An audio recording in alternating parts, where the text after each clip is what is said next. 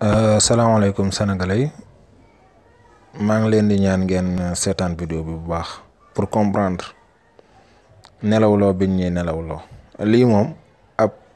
aveu bu rëy la boo xam ne war na yee ku nekk ci ñun s'il vous plaît nañu yeewu rawatina ndaw ñi nañu yeewu musique meeg làmb jeeg émission yi xew ni yëpp gis ngeen ndekete pour nelawloo ñu kese la. ñun mënuñu dajaloo. daa jox benn anecdote bu ndaw bi ma egsee Sénégal benn émission lañ ma njëkk a dugal à la RTS ma bokk ak Oustaz Mbacké Sylla ñu koy wax Access Média consultant ci émission bi biñ ko commencé mu dem RTS affaire bi di dox gars yi di ci dégg dañu xëy suba ñu arrêté ko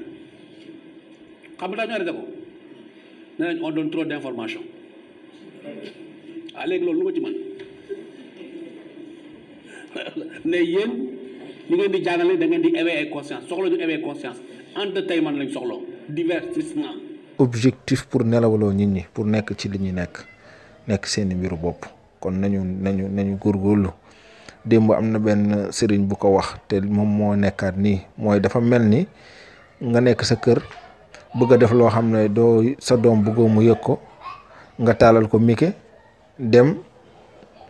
defi li ngay def ñëwaat. loolu lay nduroon rek suñu émission yeeg suñu télé yeeg yëpp lii la rek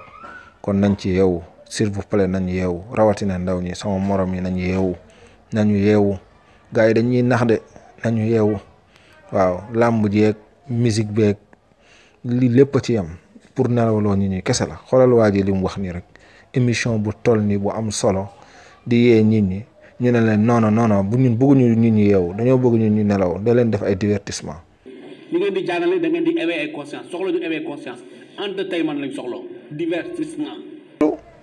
wala ñu yàlla sàmm mais lii dafa doy waar moo tax ma jël ko ne nañ ko partager ñëpp seetaan ko.